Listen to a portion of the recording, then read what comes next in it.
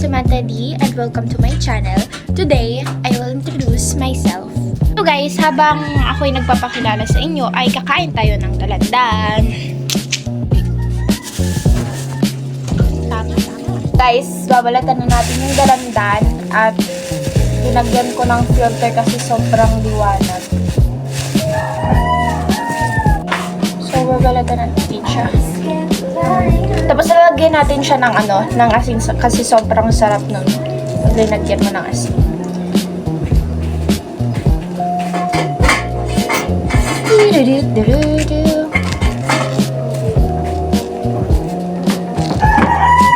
Yan na guys. Ito na siya guys.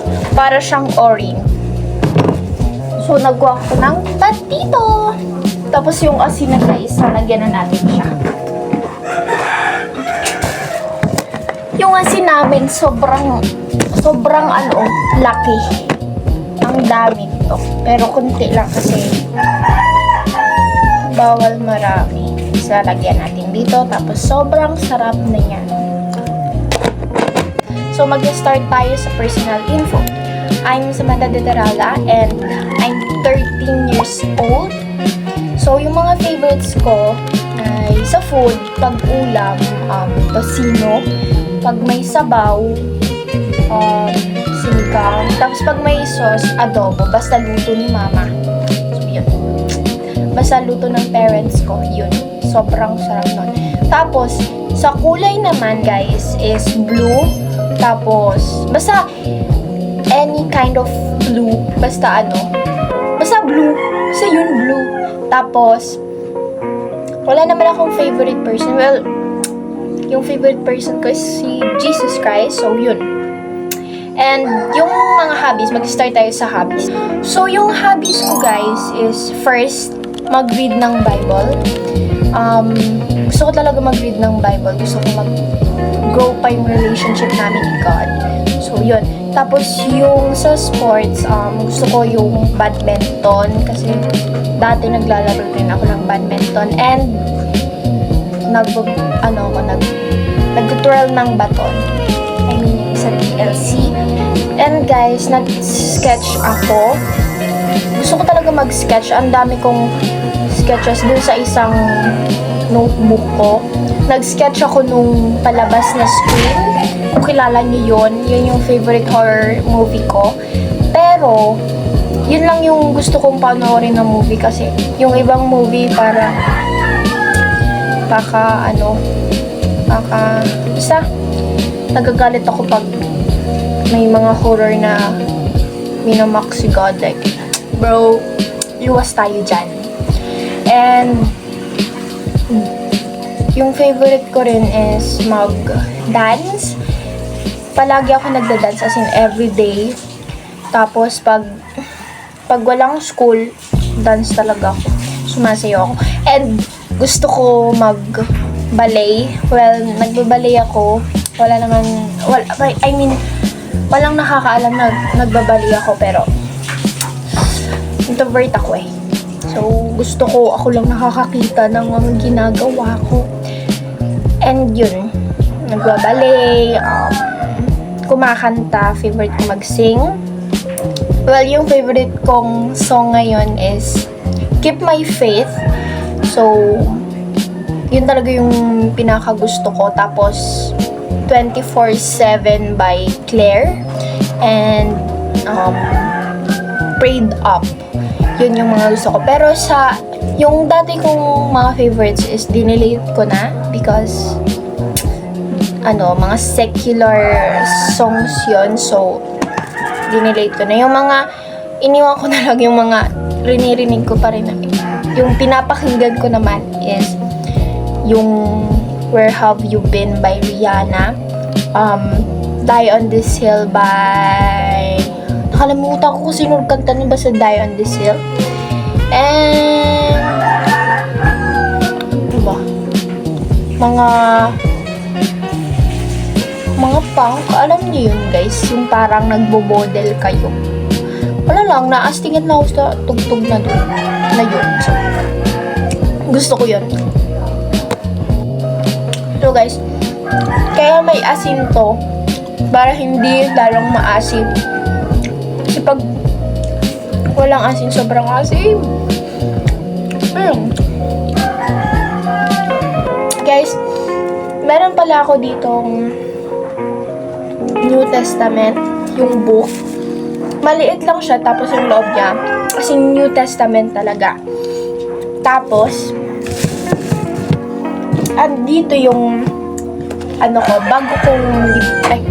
bago kong notebook. Dito ko linalagay mga word ni God.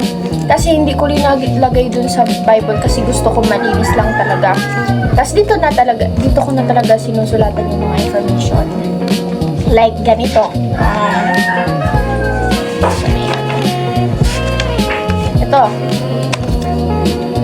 Yan. Isaiah 54 verse 10. Though the mountains be shaken and the hills be removed, yet my unfailing love for you will not be shaken, nor my covenant of peace be removed, says the Lord who has compassion on you. So, yun yung mga favorite kong verse. Tapos ito. Before talking to them like that, remember, God doesn't talk to you like that. So, kasi ngayong generation, parang inaano na lang nila yung pag-gossip, like pag-chismis, pero hindi nila alam na masama na yun. So, hindi natin kailangan yun. I mean, kaya natin yung pigilin. As in, mahal na natin, dapat mahalin natin yung mga tao. So, yun. Tapos, asan ba? Romans 8 verse 18. Have joy in your suffering because glory is gonna come out of it. Yun. Tapos, ayun. Stop your sins. Yan. Ito. Stop your sins. You can turn away from sins. God gave you the power to not live a life of sin. Yun. Hindi dapat natin ninonormalize yung sin. Kailangan natin pigilin yan. Kasi stop bro. Stop! Ganun. So guys, samahan nyo ko magsulat ng mga verse dito sa aking notebook. Samahan nyo ko guys. Habang kumakain itong dalandan. So guys, yung sinulat ko po pala dyan ay Matthew 21 verse 18 to 19. Jesus was hungry. He saw in the distance a fig tree covered with leaves. So he went to see if he could find any figs on it. But when he came to it, he found only leaves, because it was not the right time for figs. Jesus said to the fig tree, "No one shall ever eat figs from you again." And the disciples heard him. This story reminds us that God looks for genuine faith, not just outward appearance. We can seem good on the surface, but He wants our hearts to bear fruit, like love, kindness, and obedience. So guys, I will spread the gospel. The gift of God's love. I want to start by asking you something. Have you ever felt like there's no more to life than what we can see and touch? Like there's a purpose bigger than ourselves that we're meant to find? For me and millions around the world, that purpose is found in our faith in God. Who is God? He is the creator of everything we know. The sun that rises each day, the earth beneath our feet, and every person we meet. But more than that, He is a loving Father who cares deeply about each one of us. The Bible tells us that God so loved the world that He gave His one and only Son, that whoever believes in Him shall not perish but have eternal life. That's the core of the gospel, the good news that we are not alone and we are loved beyond measure. So guys, tapos na ako magsulat. And let's talk about my favorite movie. Or I mean, K-dramas. Well, may ligaw sa K-dramas guys. Okay naman yan. Basta hindi natin ibuhos lahat ng attention natin doon sa K-drama. Kasi bro, like madami pa tayong gagawin. Okay. So, Yung favorite K-drama ko is yung Queen of Tears. Like, bro! Grabe yung plot twist. I mean, ano naman yung plot twist? Pero, like, dun sa episode 16, grabe guys yung iyak ko, promise. Like, bro! Bakit siya nabaril? Tapos, nakalimutan pa niya na asawa niya pala yung nabaril. Like, okay. So, sa C-drama. So, sa C-drama naman, yung pinaka-favorite ko talaga na C-drama, as in yung number 1 ko na C-drama, is Meet Your Garden. Bro! Shanchai! Toming Soo! Bro! So, yun yung pinaka-favorite ko. So, yung number 2 ko na favorite is yung The First Frost. Yun talaga, bro. When Yifan and Sangyan, bro! Sobrang kilig. Sobrang kilig ko dun. I mean, bagay talaga sila. Sobrang bagay nila. Bai Jingting and Zhang Woo na. Like, bro. Sila na talaga yung feeling ko talaga bagay na bagay sila. Yung top 3 ko naman sa C-drama, ano ba yung top 3 ko? Ano ba top 3 ko, guys? Ay, Hidden Love. Yun. Yun yung top 3 ko na Hidden Love. Kasi andun si Sangyan, and fan pa dun si Sangyan. Tsaka, andun rin si Sangje, tapos si Jiaoshu ba yun? Basta, yun talaga yung top 3 ko. Top 3 ko na favorite na C-drama. Well, mahilig rin ako manood ng action stars. The Fast Furious. Yun talaga. Pinapanood namin yun nila mama at ate ko. So, yun guys. So guys, baka may magtanong kung bakit ganito yung aking hair, bakit sobrang dry. I mean, ito dati, wolf cut to. As in, maikli pa to, sobrang ikli to. Tapos, I mean, ayaw ko aking buko. Ang ingay. Sorry guys, kasi sobrang ingay. Pero, hindi naman sobra. So, yun nga guys, naayawan ko yung wolf cut ko kasi hindi ko siya napuputong kahit ang init-init, bro. Hindi ko siya napuputong kasi pag yung anong tawag dun? Basta yun yung pang-ipit dito. Bro, nalalaglag naman siya. Kailangan ko pa ng pin dito, para hindi maglaglag. So, yun, gumamit ako ng shampoo na pampahaba. Tapos ito na siya guys, ngayon.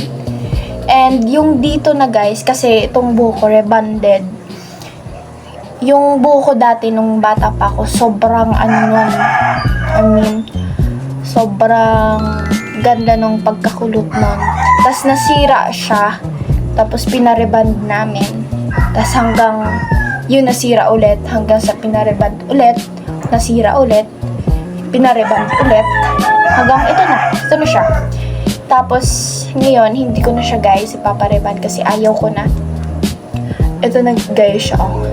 Gusto ko na yung kulot niya ngayon. So, yung pag naghaba ulit to, papagupit ko na yung mga rebonded hair. Kasi, yung hanggang dito is kulot na siya. Yan, nakikita niyo yan. Kulot na yan. So, yun.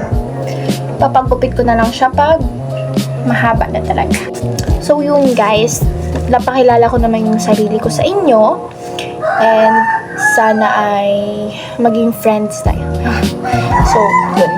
Ito pala yung, yung IG ko. And, kung may Facebook kayo, ito yung Facebook ko. So, yun. TikTok? So, sabi ng ate ko, ilagay ko daw yung TikTok. So, andito yung TikTok. Yan. Kung nababasa niya, yan yung TikTok ko. So, guys, kung gusto niyo ako i-follow niyo ako. Pero pag ayaw niyo, okay lang, guys. Mahal ko pa rin naman kayo. So, palagi niyo tandaan na Mahal ko kayo at mahal kayo ng Diyos. Bye guys!